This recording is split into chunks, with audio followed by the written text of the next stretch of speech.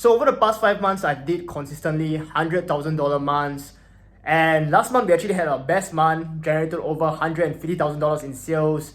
And a lot of you guys actually asked me about, Gary, how do you actually do it? I thought dropshipping is dead. How are you able to make it work?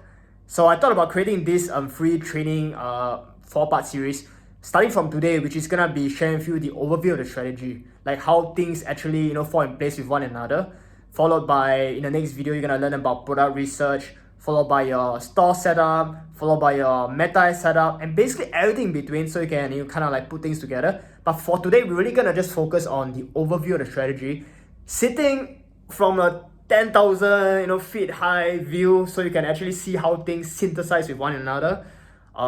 That's gonna be that. And if you're new to my YouTube channel, my name is Gary Lim. Long story short, I did dropshipping for quite some time, took a 2-year break, and then I got back into it again late last year, and it took me about 5 to 6 months before I managed to consistently hit 100K months again right now. So we got a really good strategy. And also, before I get right into the video, I got one announcement to make.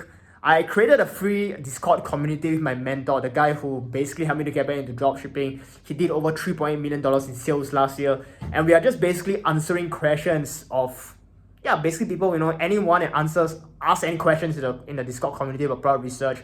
We're just like offering a ton of value in there. So if you want to join the group, I think the link is probably going to be somewhere below in the description box or probably in the comment section box below, whatever it is. So let's get right into the video.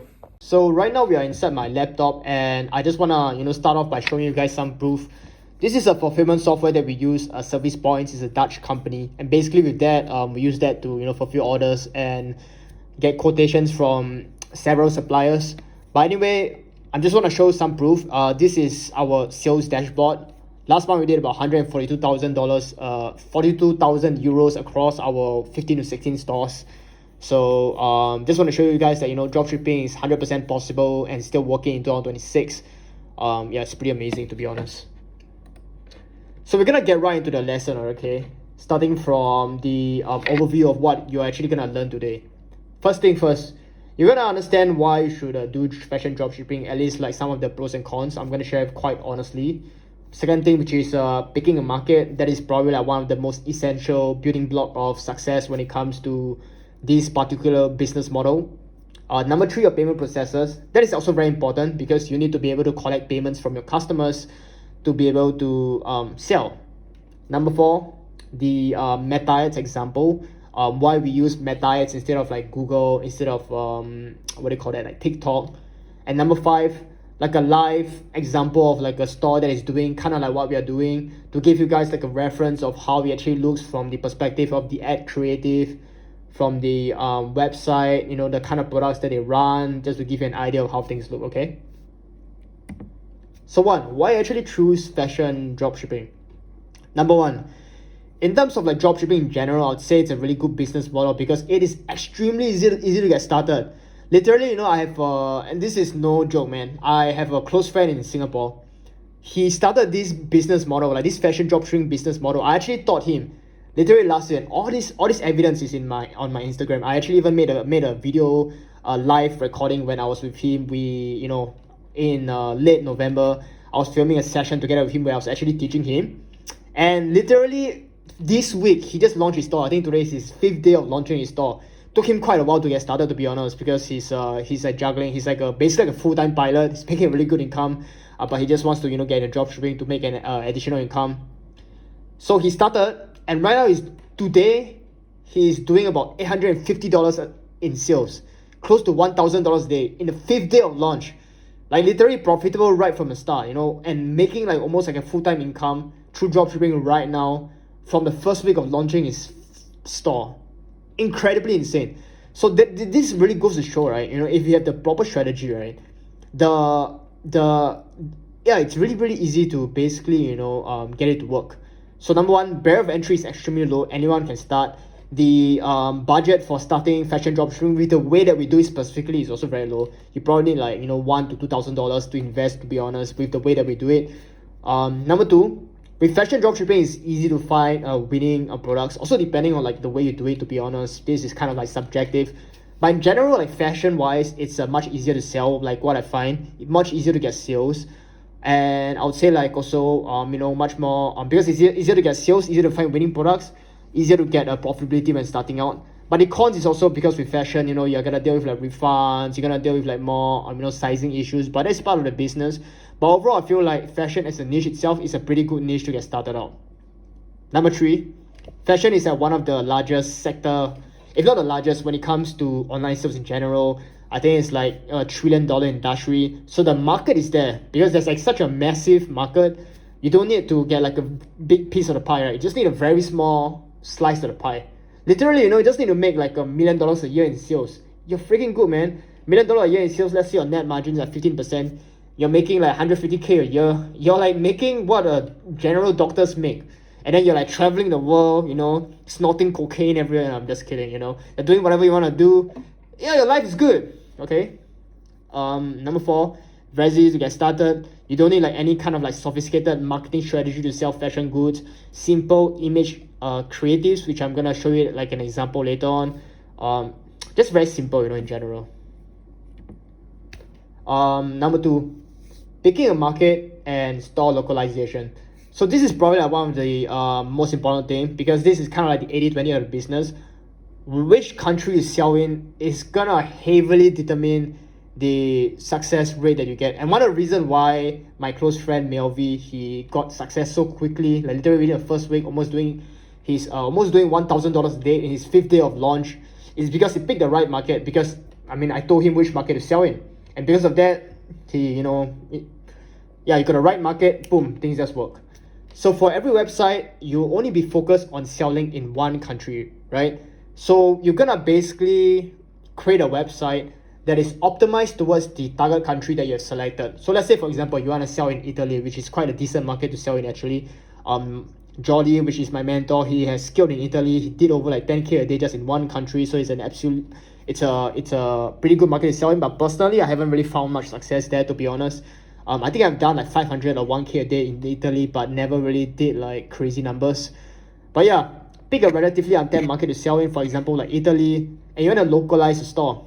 You want to sell in the local currency in euros and localize the language. So when customers are browsing a website, it gives them the impression that they are buying from an authentic Italian store. So it increases the trust factor. Your conversion rates are going to be so much higher. And that's why it's just going to be so much easier to find winning products when you localize your store this way. Okay, so there's that.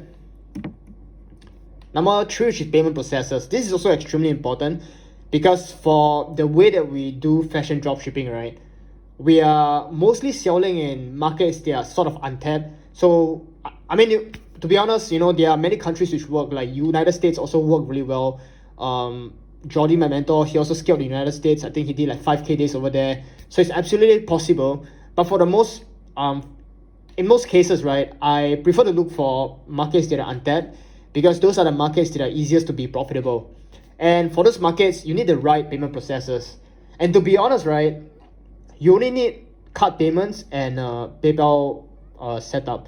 And if you're living in like a first world country like Singapore, if you're living in like like Netherlands, Germany, you're like an European, it's gonna be very easy for you to get Shopify payments and PayPal. But if you're from like India and like you're from Bangladesh or something, it's gonna be a lot tougher, to be honest. But I think it's still possible.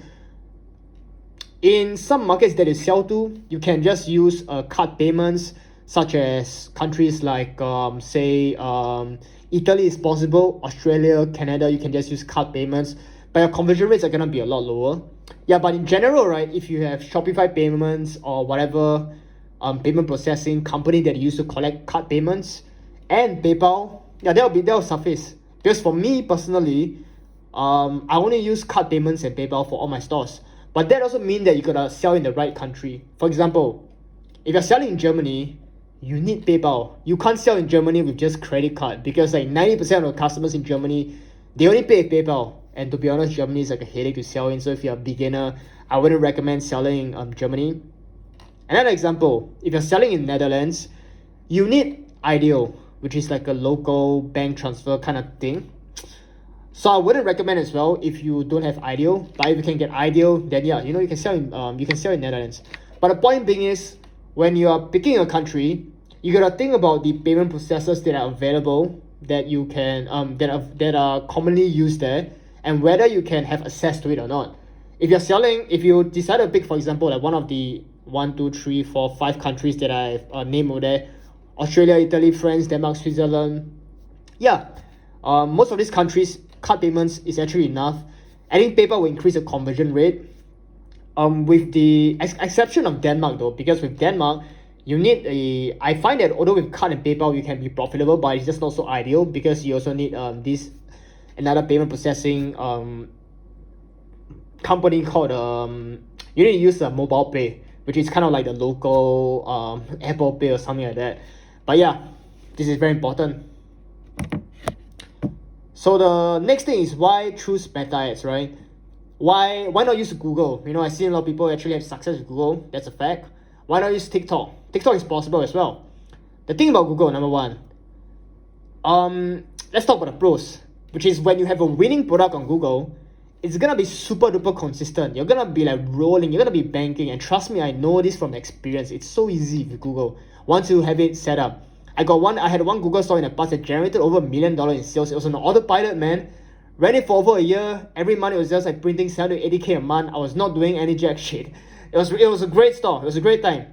But the thing about Google is, if you're a beginner, you have no experience, bro, don't even think about getting started, because you're not gonna get approved at all. It's like so damn difficult to get approved on Google. I had a friend, he paid this mentor 5K for mentorship, $5,000 for mentorship on Google. 5 months later, he still can't get his store to be approved. They told him to do this, do that. He went through so much trouble for his store to not get approved. 5 months later and 5K down. And yeah, you decide for yourself, is it actually even worth the effort to get started? But the thing is, when you can overcome the initial harm of getting it to be approved, you have like some context, you know how it works on the inside, man, Google is damn great. But for beginners, I don't recommend at all. TikTok, number 2. Problem with TikTok is the platform, the winners there are not very scalable. I gotta also make a point that I have never really done much TikTok advertisement. These are all just experiences that I heard from my friends who have done really well on TikTok. Winners are just not very scalable there. Like average winner on TikTok, they scale really hard very initially, really quickly. But they may last for a few days, and then you just gotta find like new creatives, and it's just like really not scalable.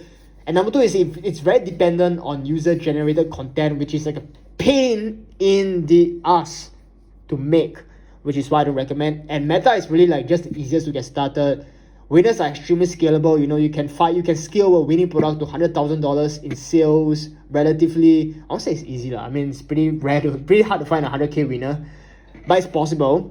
Results can be also very consistent if you have the right approach. I heard people complain like, with Facebook, Meta, it's so difficult, it's so inconsistent. But that is because their strategy is not, they don't have a strategy that is built on the right foundations. They don't have a cost-effective strategy. This is what I find, personally for me, in my opinion. So right now, right, we're gonna kind of like go into the Facebook ad library. I want to give you like a glimpse of, in case if you're like super duper new, you don't know anything about fashion dropshipping.